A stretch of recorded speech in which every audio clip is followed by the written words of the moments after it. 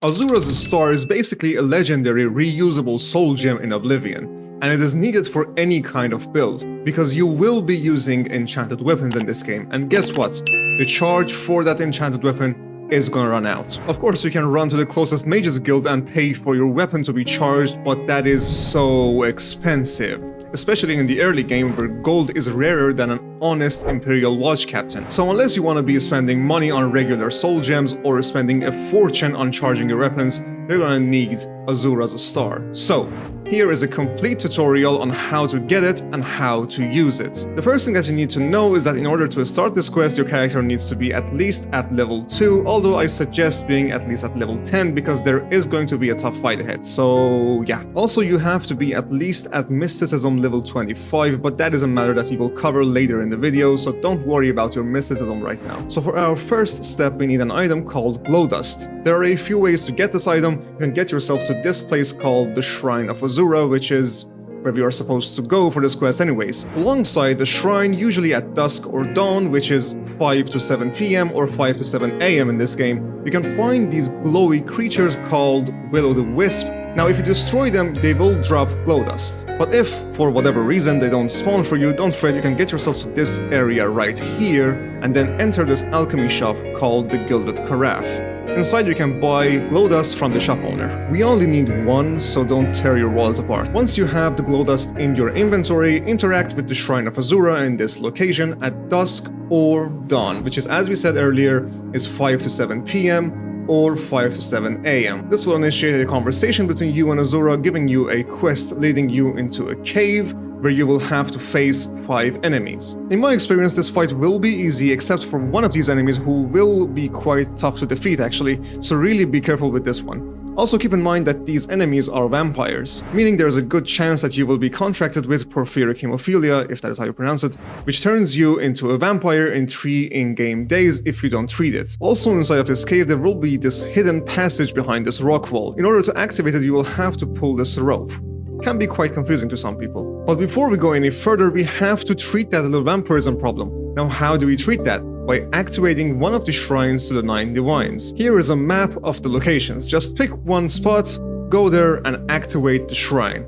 And we're done with the vampirism problem. So after the fight is over and you have defeated all of those enemies, just go back and interact with the Shrine of Azura again, and you will receive Azuras Star. Now let's move on to how to actually use this thing. So I'm gonna give you a few methods that you can use to activate the star. Keep in mind that these methods can be used on any form of soul gems and not just the star. Let's get to the first method. In order to use it, you need a spell called Soul Trap, which you can get from any mage's guild. But if you want an actual location for it, I went to this one in the city of Bruma. You can see the exact location of it on the screen right now.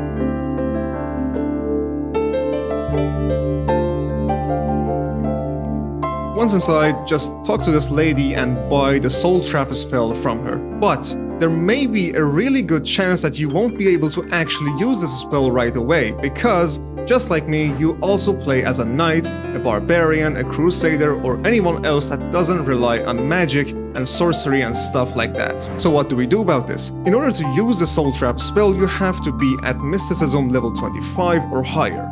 Getting to Mysticism level 25 is actually easier than you might imagine. So get yourself to this exact location and just follow me to this shop right here. Once inside, talk to this guy over here and buy the minor life detection spell from him. From now on, just keep spamming this spell and your mysticism will level up. Standing in the middle of the town and just spamming life detection will help, but that will be so boring. So I suggest doing it when you're in the middle of your way to your next quest or something like that. You don't really need to detect anything with this spell in order for it to progress. Just spamming it even when no one else is around works. I did this and it took me around 25 to 30 minutes to get from Mysticism level 5 to 25. Once you have leveled up enough, you can cast the Soul Trap spell on any non-human creature like these goblins, or animals like wolves and bears to trap their soul. Keep in mind that you can't capture the soul of humans using the star.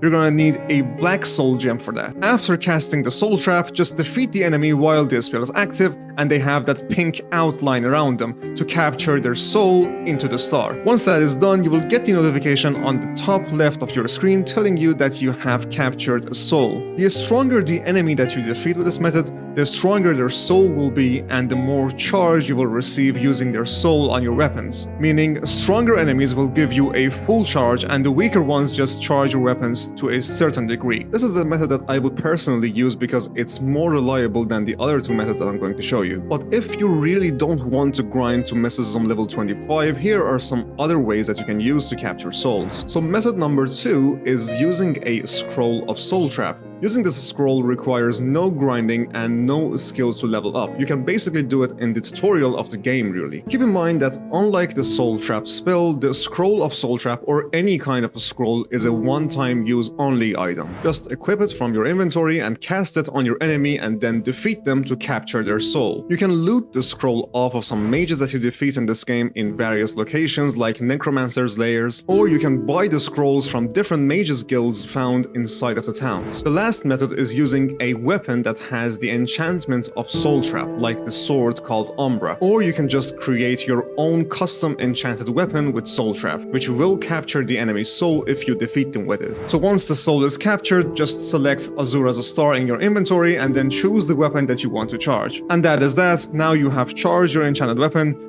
free of charge. No pun intended, of course. There might be a bug with this though, that sometimes when you charge your weapons with this method, you don't see the effects that your weapons should have, even though that the bar at the bottom right of your screen is saying that it is charged. If this happens, just sheath and unsheath your weapon or equip and unequip it and it will be fixed. There is a very important thing that you should know about Azuras Star. It's that there is a main quest in this game called Blood of the Daedra, that in order to progress in this quest, you will have to give up a Daedric artifact. Now, you can give up the Azuras Star, but do keep in mind that after you do that, you will never get the artifact back. So given that Azuras Star is probably one of the most useful artifacts in this game, it is highly recommended that you give Marden another Daedric artifact like the Sanguine Rose or the Mace of Molech Ball, for example. So that was it. If you have any questions, make sure to let me know in the comment section down below and I will gladly answer you.